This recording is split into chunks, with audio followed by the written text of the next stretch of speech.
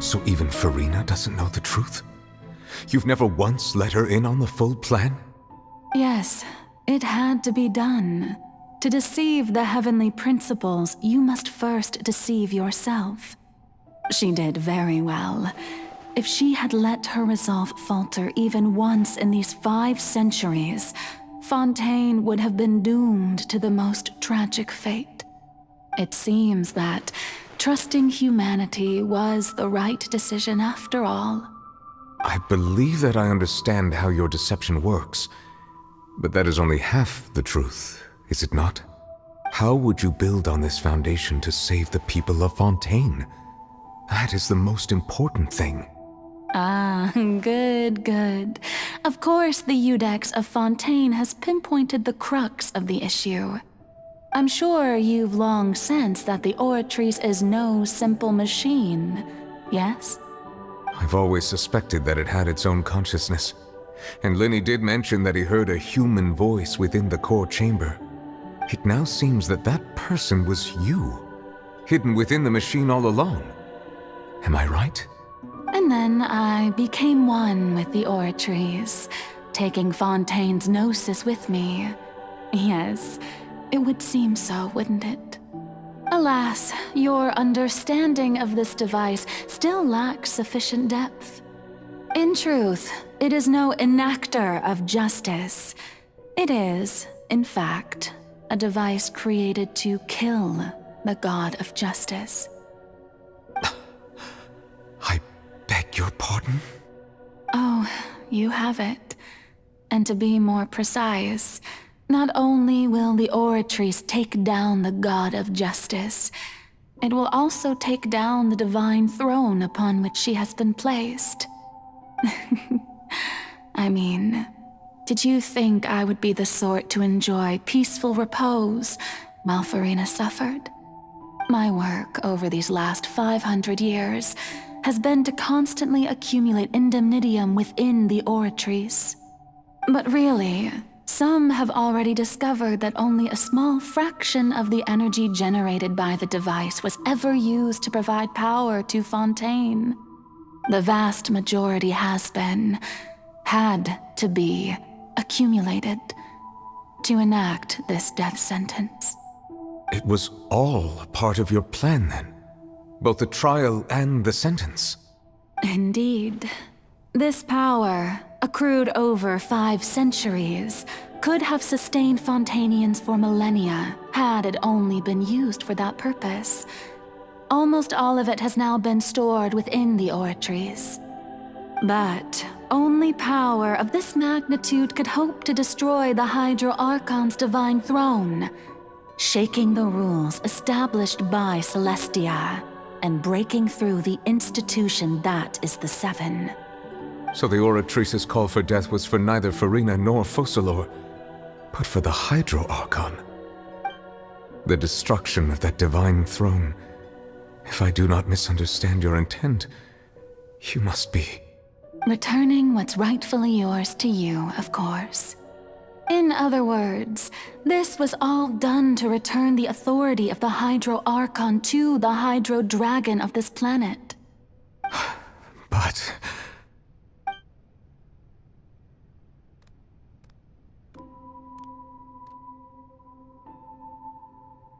Oh, what? Getting sad again, are we? The authority of the ancient dragons shall soon be yours once more, O Hydro Dragon Sovereign. And this is the face you make.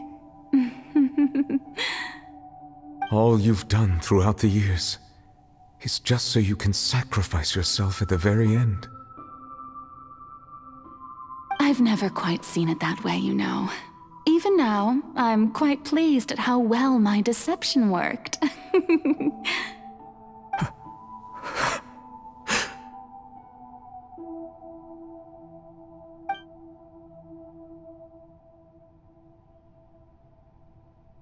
Hydro Dragon, don't cry.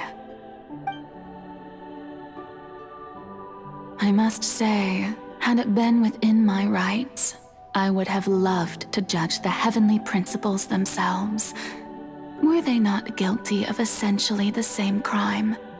Egeria stole the power of the primordial sea, and the heavenly principle stole the power you ancient dragons possessed. I, for my part, am the god of justice. And is it not just that your original powers should be returned to you? Speaking of justice, I have always believed that justice lies in the process of pursuing human existence itself. So, if the theft of the primordial sea's might was Fontaine's original sin, then, leaving matters of procedural right and wrong aside, the descent of the Fontainians as humans and their right to exist in this world would be Fontaine's original justice. In other words, existence was Egeria's justice, and to me, justice is the continuation of that existence. Defying the prophecy and ensuring that Fontaine's people shall live on, that should be the justice enthroned over all others. At this point, we, whether it be myself or all other Fontainians, have shouldered the burden of this sin for far too long. Iudex Nervillet, the highest judge in our land, when you regain your full power as an elemental sovereign, what verdict shall you pass upon us? So when I was invited to the court of Fontaine to serve as Iudex, I see now that that was your idea too. At last, I now understand the true purpose behind this position. In the beginning, I was uninterested in human existence. But these 5 centuries of living alongside them have gradually brought about mutual understanding between us. And I have even attempted to feel as they feel. You are a devious one, Focalors.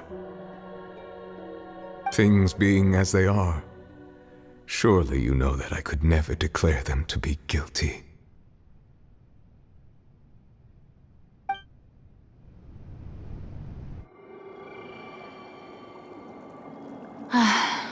The hour of my execution is almost here.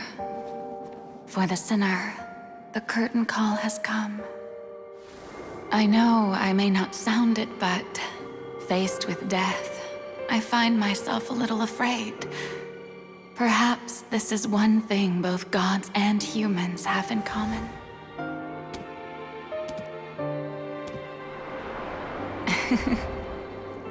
Farewell, Nervillet.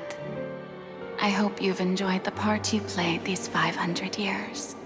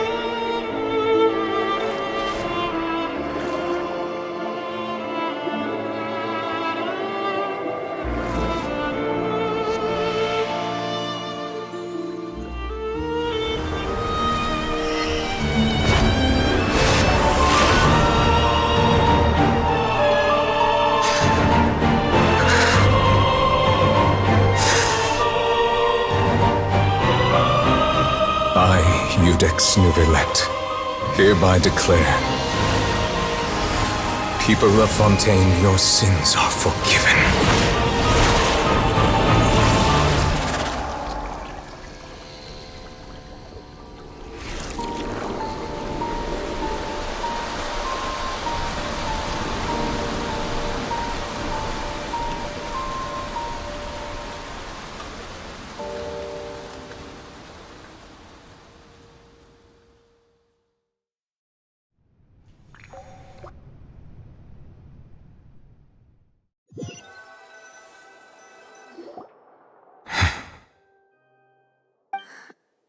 What just happened?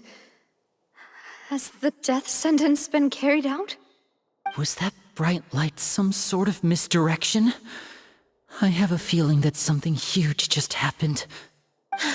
But since we're all still alive and haven't been dissolved, I assume whatever happened was good for us. It's time to end this. We must mete out punishment to that beast. Didn't you say just a moment ago that it can't be defeated?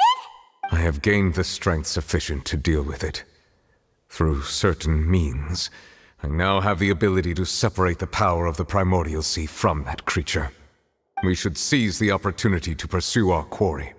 Traveler, now that the oratories can no longer function, I require an executor to help me mete out justice.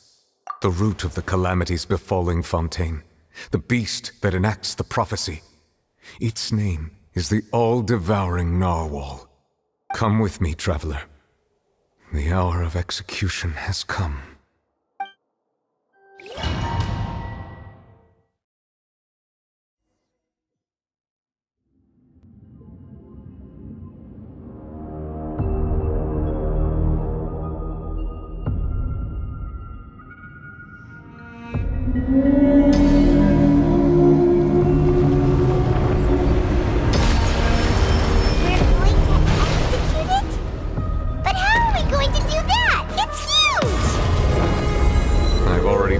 To separate the power from the Primordial Sea from the whale. Considering the size of the beast, I cannot reach the power source. Unless we can find a way to attack it from within. I shall share part of the ancient dragon's power with you. We shall look for an opening together.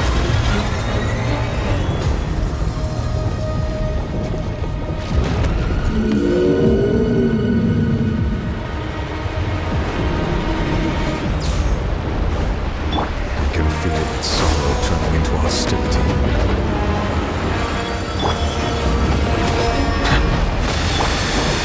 Step on up!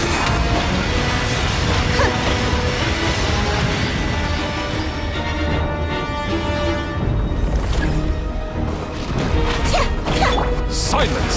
The all-devouring narwhal cannot resist its instinct to devour. Continue to trigger its hostility. Chance will present itself.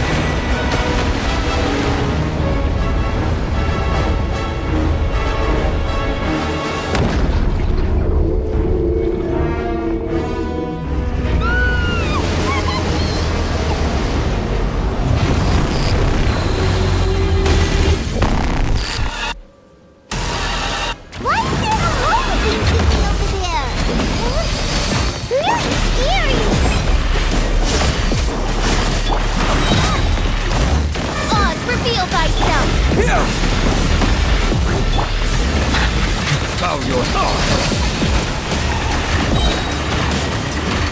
Let the mighty be humble. I have granted you my protection. Do not fear. Seize the moment and use my power to suppress its roots from within. Propagate! Over here! Wings of darkness! Come, sever night from day! Silence!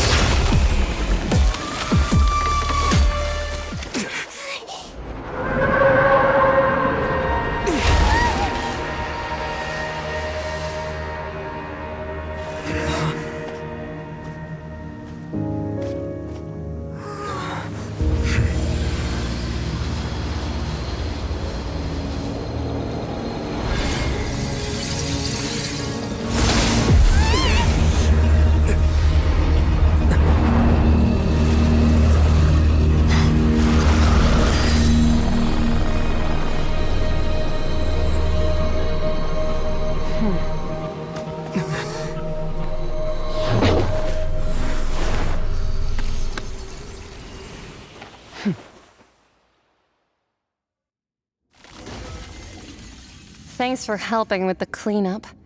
It should have been my job, but... oh well. It was just supposed to be a short private training session for me. I didn't think that my disciple and my master's pet would start brawling in the meantime. Well, actually, I had a feeling that it would happen at some point, but they bumped into one another earlier than I thought. What a blunder. I suppose I'll have to swing my sword 3 million times as penance. That power. Who are you exactly? Paimon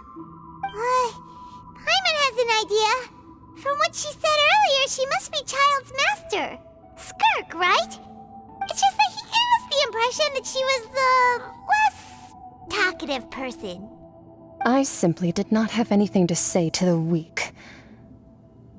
But you, on the other hand, managed to defeat the all-devouring narwhal without using power from beyond this world. So you may speak to me as equals. I have to agree. It's a strange use of a planet's primordial waters just to raise an all-devouring narwhal. That kind of power is wasted on it. It's not cooperative, it eats too much, and I have more important things to do with my time than pet sitting. The only thing that creature has going for it is its looks. All in all, it fails as a pet. Miss Skirk? I think you might have missed the point. The point being? Well, being that this pet almost destroyed an entire nation. So what sort of person is your master? Well, Child's master's master. Wait, is that right? Oh, right. So you don't know him. Sorry, I assumed you did. His name is Sir Taloji. Huh? I am unfamiliar with that name. Huh. So Master isn't sufficiently famous. How should I describe him then? Have you heard of the name The Fowl? The Fowl? Still nothing? Well, how about the Visionary? Vetterfulnir then? Or Gold Rhindaughter? Ooh, that one we've heard! Rhindaughter's part of the Hexen Circle. She's Albedo's mom, right? Oh, so you do know that name. To be honest, I also heard all of those names and titles from my master. I don't actually know them either. But I suppose you understand now, yes? My master is likely a similar sort to Rhindaughter. They are both pursuing some form of perfection. Wait, didn't you also mention a visionary person? Paimon didn't quite catch their name. Actually, never mind that. I believe it expedient to inform you that the all-devouring narwhal used up nearly all its strength fighting you. Such roiling hydro energies will prove difficult for the planet's deep seas to digest. As such, the Fontaine back on the surface has most likely been thrown into chaos. In other words, the prophecy that you've been fretting over should now be in full swing. What?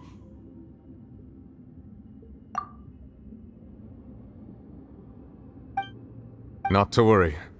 Focalor has already managed to deceive the heavenly principles. In the end, the people will all be dissolved into the waters, and only Farina will remain, weeping on her throne.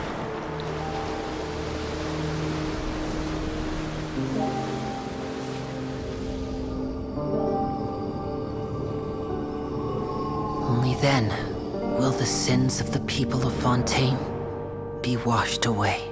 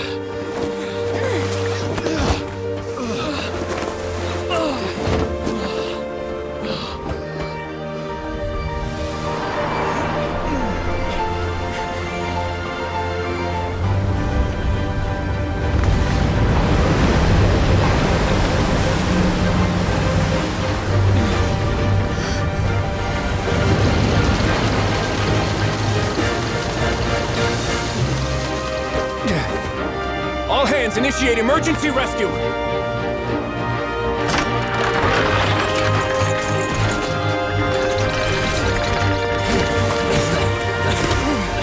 Hurry!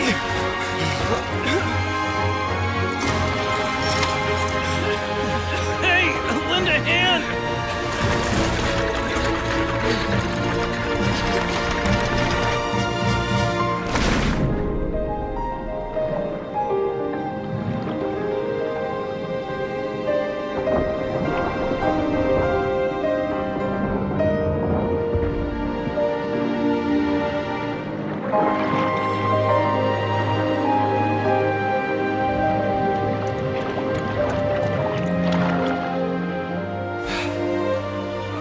Look! The water's receding!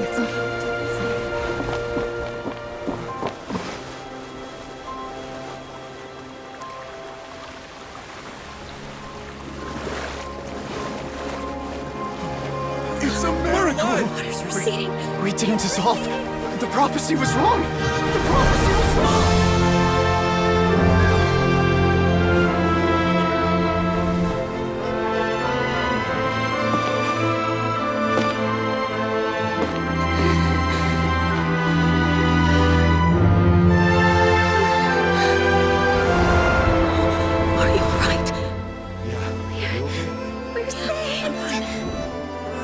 The prophecy was wrong.